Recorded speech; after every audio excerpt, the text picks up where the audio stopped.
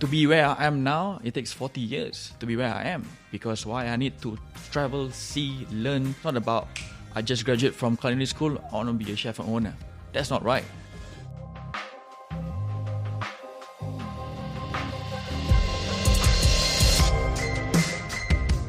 Welcome to the Lighthouse Conversations, a podcast where we feature entrepreneurs and tastemakers from the world of arts, culture, tech, and of course, food. I'm Hashim Montasser, co-founder of The Lighthouse. We're continuing our food theme this month with a chef who's made a tremendous mark in the culinary scene in Dubai. Reif Othman has spearheaded kitchens at the likes of Zuma, Billionaire Mansion, and most recently at his own venture, Reif Kushiyaki. But what many of you probably don't know is that he started out as a commodities broker, a career that lasted a whole 6 months. I was trying to do food and a little bit of a business side. And I did a broker as commodity brokers for, anything. I did for 6 months and I don't feel right wearing suits, ties, talking about numbers, shares. I mean, this is just... Not for you. Not for me. For you. Yeah, then I switched out and I said, I think I have to go with my passion, Growing up in Singapore, he would accompany his mother to the market, and that's how his interest in food was initially sparked. We used to have a small little stall selling my cuisine, like Malay cuisine, and that's where it started, And every morning I would help up in the morning in the shop, peeling onions, peeling garlic. It was pretty tough, though. But to see a simple stuff, just a potato, just imagine, you can make hundreds of dishes out of it. Yeah. He said, wow, and I said, wow, this is amazing.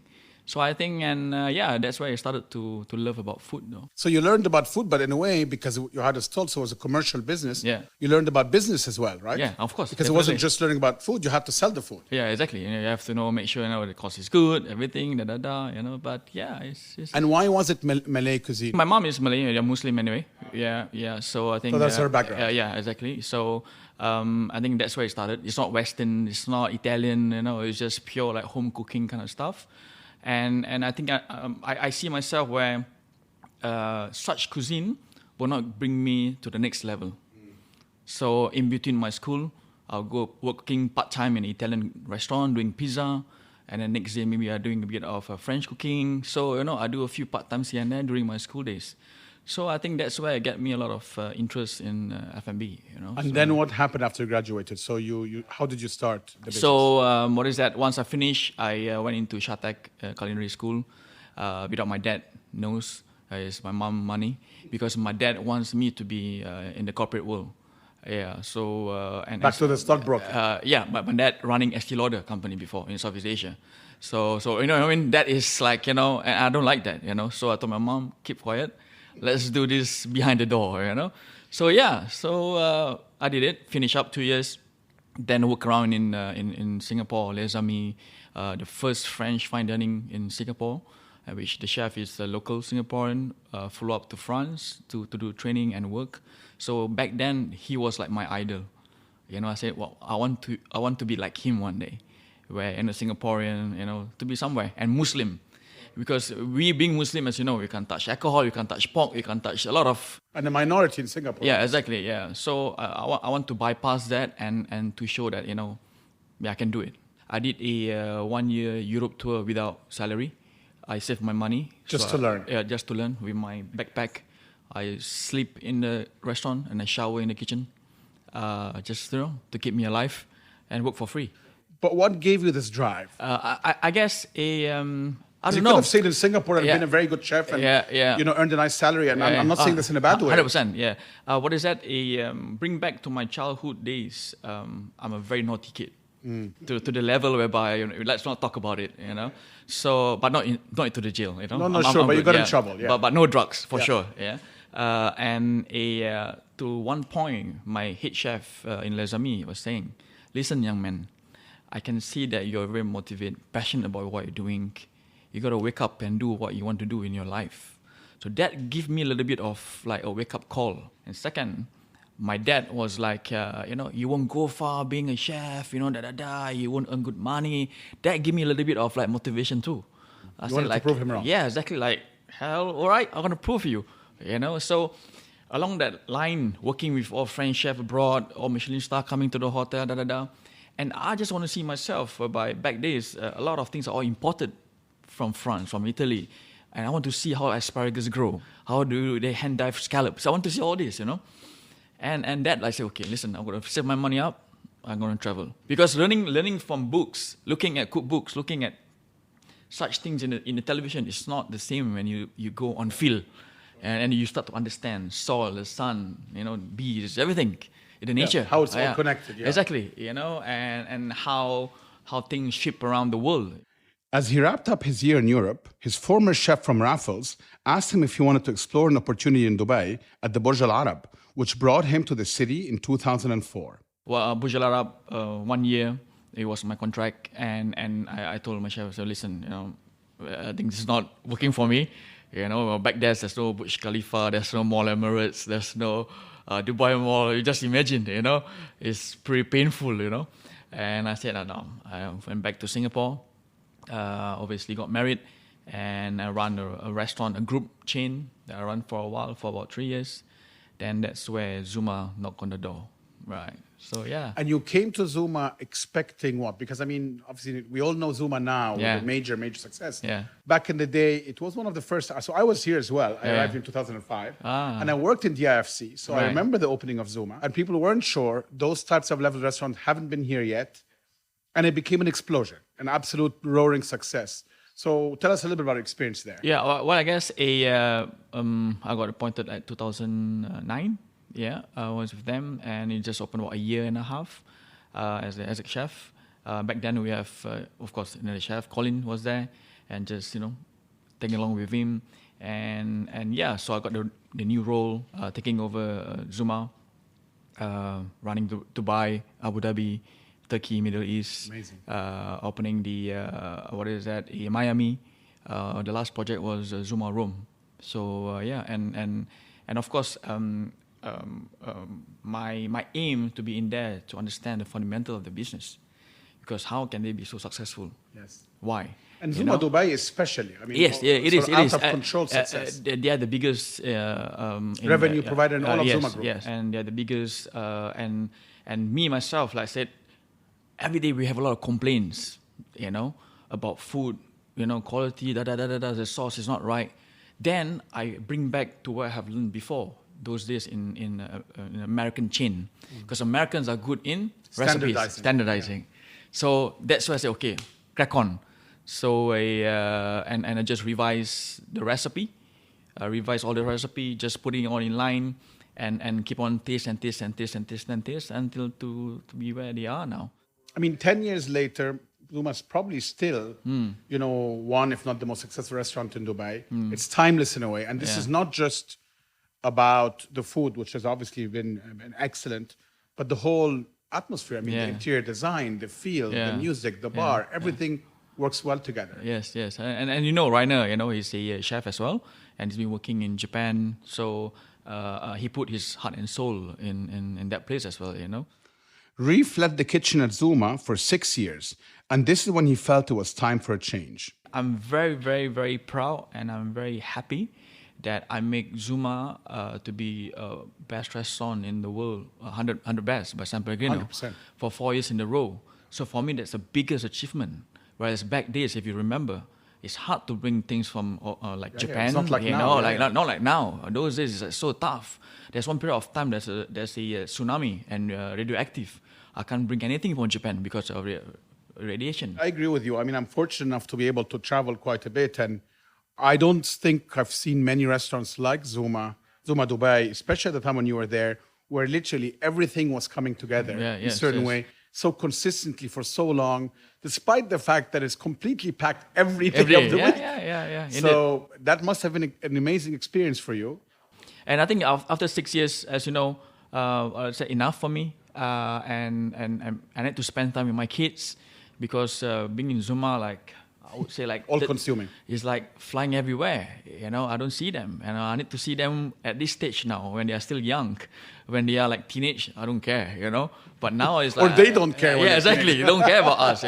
So I need to be around with them. And whenever there's a sports day, I'm not there. I feel so bad. and my wife is always taking the video and saying, oh my, it's just depressing, Life is passing you by. Yeah, exactly, so I think I need to enjoy that moment.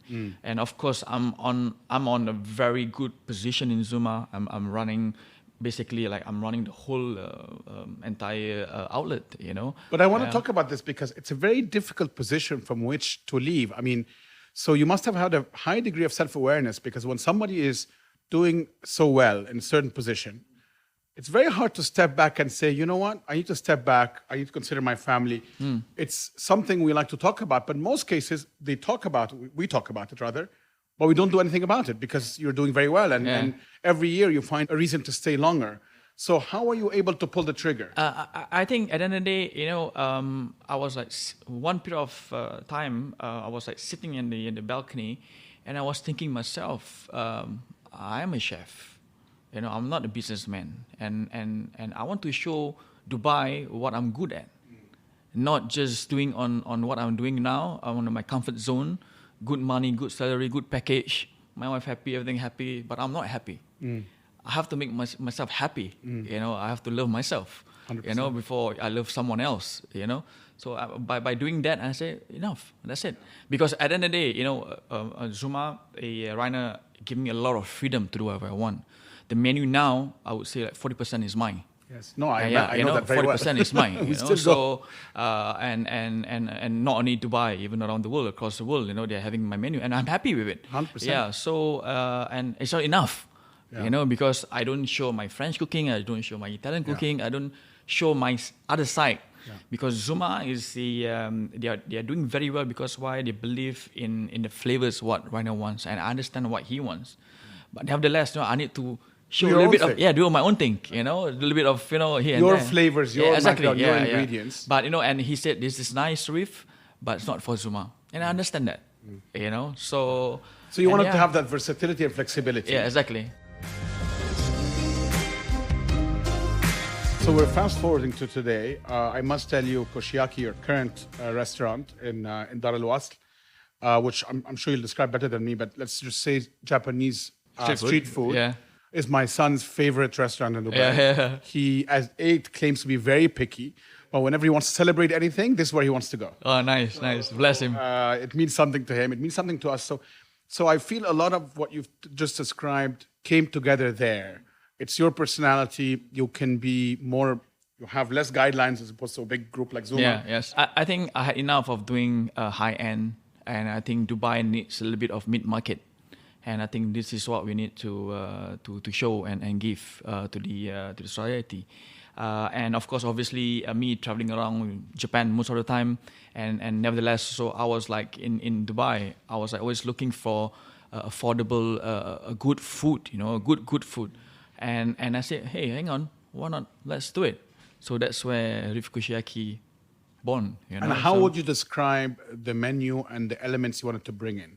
Because it's not just Japanese. Yeah, of course. Yeah, definitely. It's more to like, that's why it's unconventional. Exactly. It's very unconventional. So what is that? I have the basic of a Japanese technique, but I change a little bit with my French technique at the back of it, and making sure that, quality driven as well.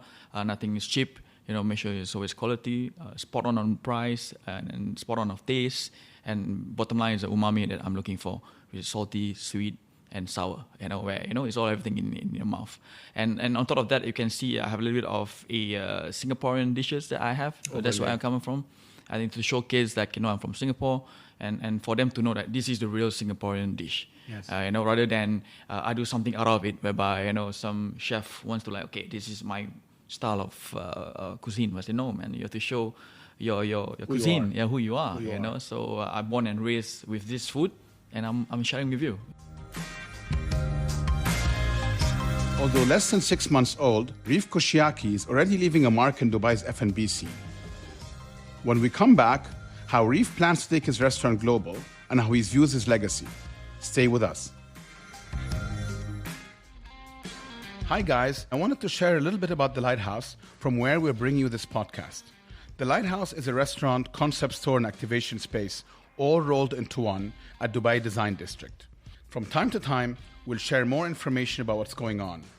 We recently set up a retail pop-up space on the Palm in the newly opened Nakheel Mall. You can find some of the best-selling Lighthouse books and gifting items at Dipat Chica, the fabulous food hall at Nakhil Mall. And heads up, you can now order our food directly via Instagram, where you can collect a nice 20% off your first order.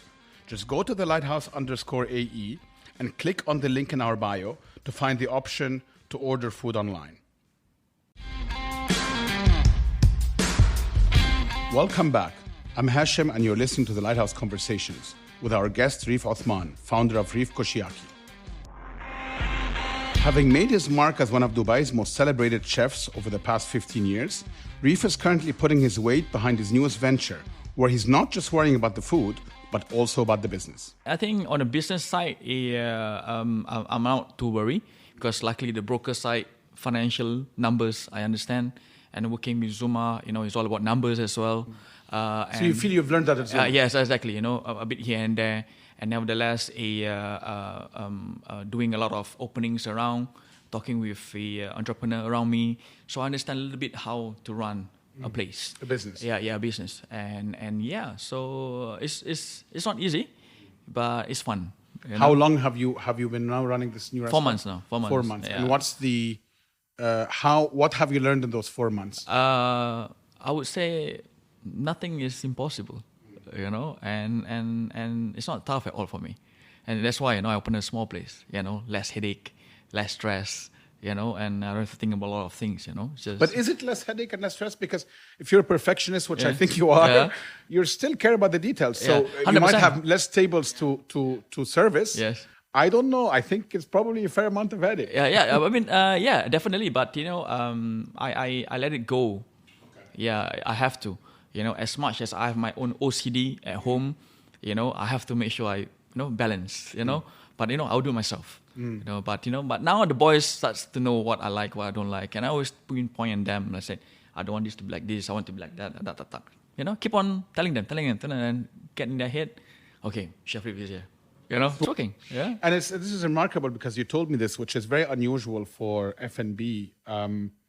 Your team has been working with you for how long? 10 years. Unbelievable. Because, we all know, I'm in the business as well. And, it's very difficult to attract, recruit, and 100%. retain talent. Yeah. So what's the secret sauce? I think be with them, listen to them, share with them.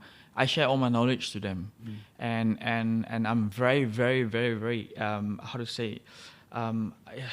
happy is not that word, It's just like blessed. Like now with me, I don't give them good salary like those days, and they're getting even half of it or even less than that. Yeah, because and it's a they small said, place. And they said, Chef, it's not about the money.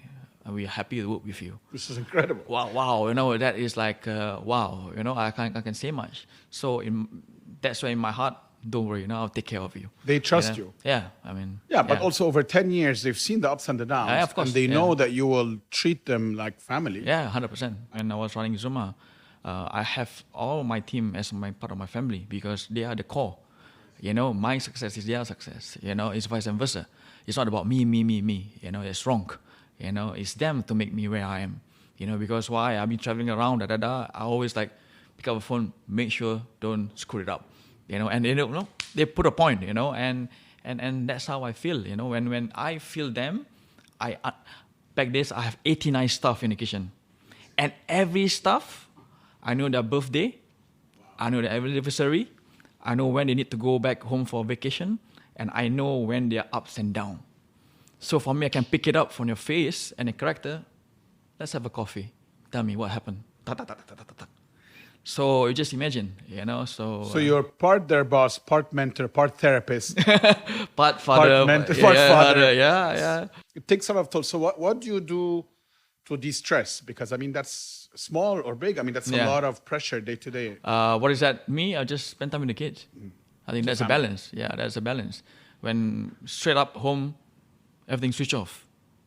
Phones aside, just have time with them. Do you bring them? Because I know you bring your wife into your work life. Yeah. You bring your kids into your work life. Yeah, of course. They have to see by what is that? Life is not about everything. You have to learn from scratch. Nothing come easy. You have to take up from here and take up pieces and understand money doesn't come from sky. You have to work really hard for it. And they see that. and they understand that. So I think they see the value of money, the value of life. They see how hard you and your wife work. Yeah, exactly. Yeah, 100%. And yeah, it's been great though. It's been great. Now, when you came, as we said, I mean, Zuma was kind of this moment in Dubai, a pivotal moment really in terms of the type of restaurant. But also, Zuma was an imported brand from the outside that adapted very, very well to Dubai. Yes. There was that rise, because I was here as well, for many more of those types of restaurants that did very well. La Petite Maison comes to mind, and a few Correct. others. And then in the last couple of years, we've seen a shift where people became more attracted to or brands that are coming from the ground up. Do you think that trend is going to continue?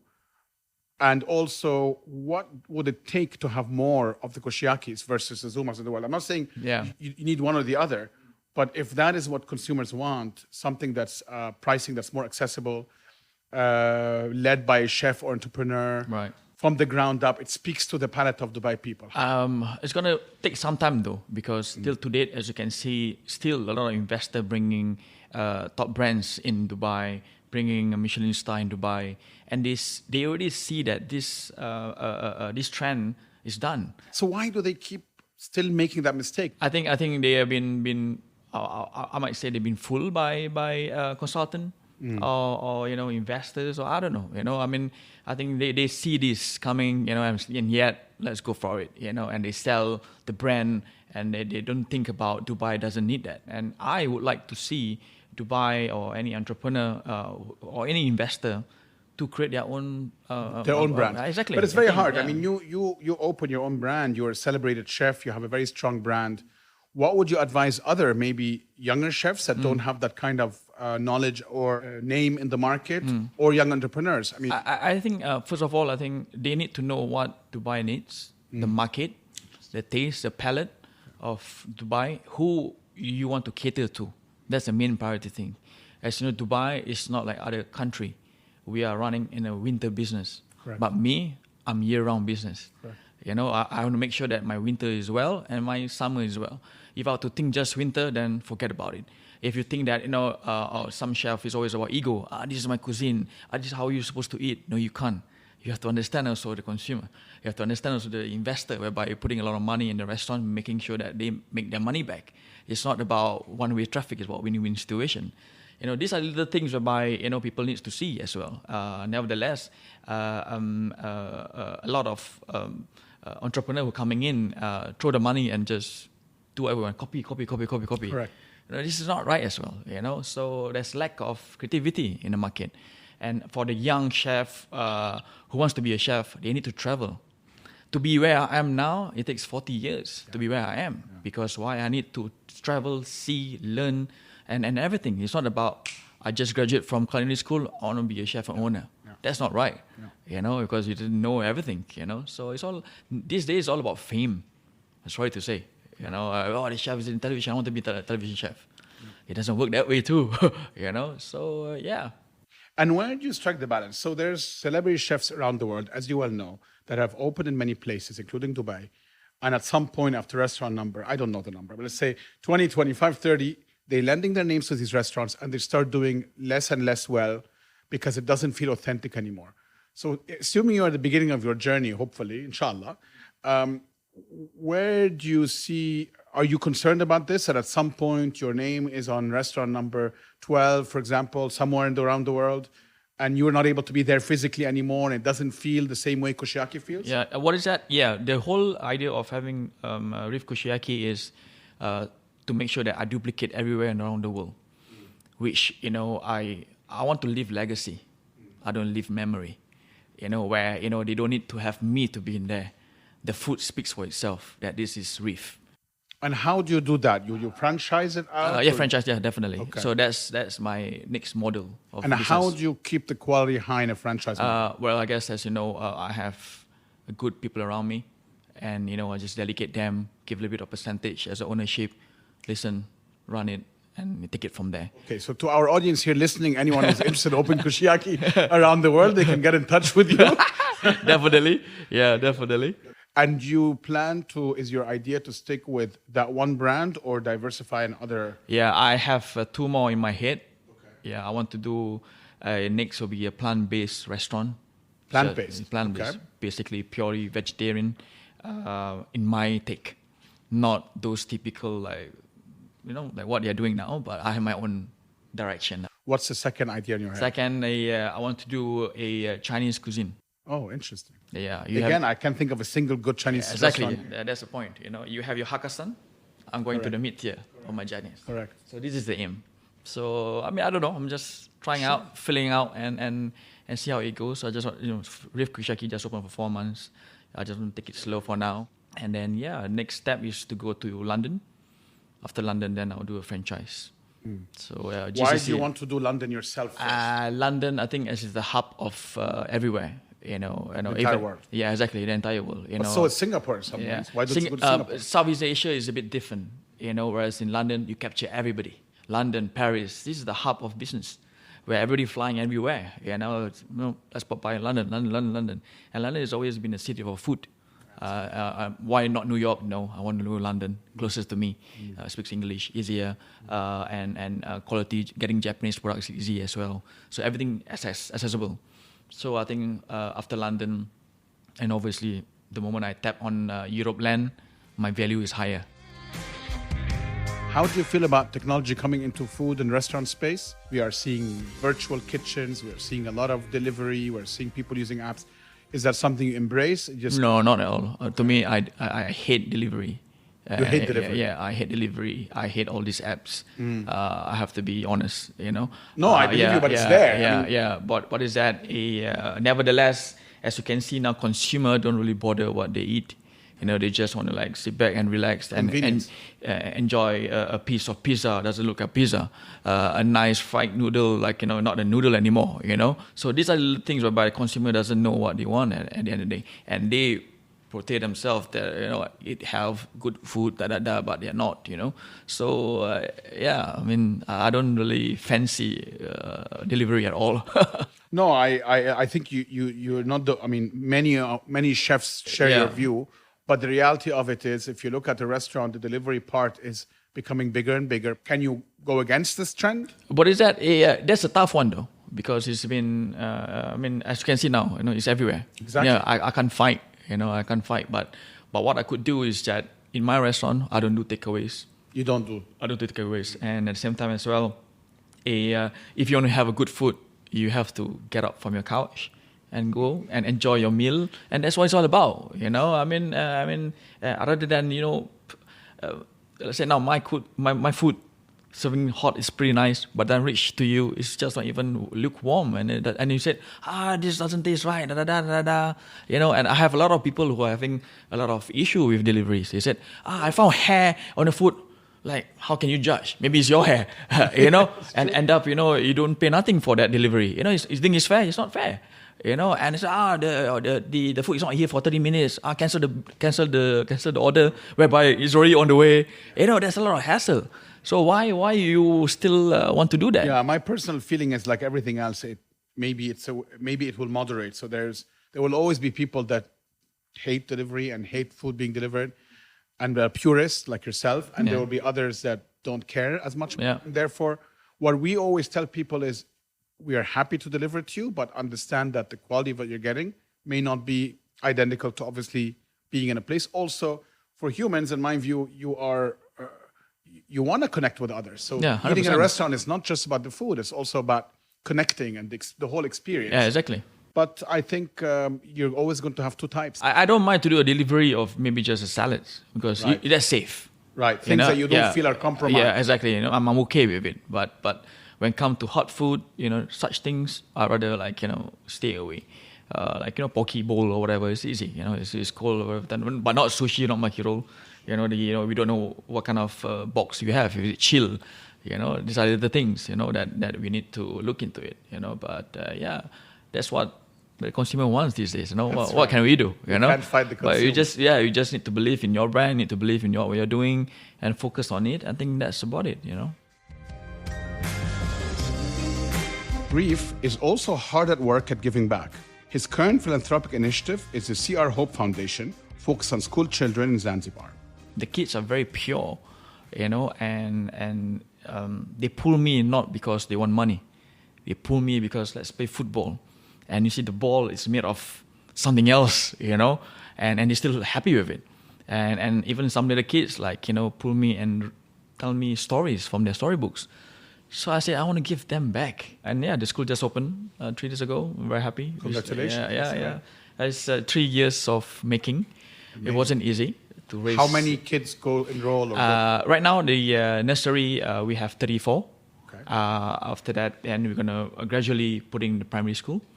And of course, in between, we're going to have one class just for English from 30 years old, 40 years old. If they want to learn English, by all means, So we have that somewhere in the afternoon. What's the school called? Seed of Light. Seed of Light. Yeah, seed is the children. Sure. And you need to nurture them with love, care, and tender. And you were telling me earlier you will spend part of your summer or maybe your entire summer there. Yeah, yes. I'm planning to go there this summer for 3 months to teach them culinary. I think teenagers are a lot hang around doing nothing. So I want to show some skills, share with them, and at least they can work a lot of hotels around that, and then to give them future for the family as well. Not just hanging around doing nothing. And I think there's a need, and then they giving back to the society. Do you see that as part of your legacy, or speaking about legacy earlier? Yeah, and definitely. I leave something behind, and my children can pick it up if I'm gone. One day. So it'll be nice. And what was the reaction in Zanzibar when you went? At the beginning, they were happy. Our last trip, not only last trip, okay, just to run up, we have sent 2 tons of clothes, shoes. Wow. And the village was like, what the hell does you want? Is there something behind agenda that you're giving in? And after they see what we are doing, they start to open up their arms. That it's coming from me, from the heart. I don't want anything. They got it. They got it, because for them to see an outsider to bringing Crocs, clothes, books, pencils, everything for the village. For them, nobody does that. Yeah. Because a lot of people goes there. I want to buy land. I want to build a hotel. It's all about business, not about them, not about their future, not about giving back to them, And I think it's fun and tough, but. That's wonderful. It's a great initiative. Yeah.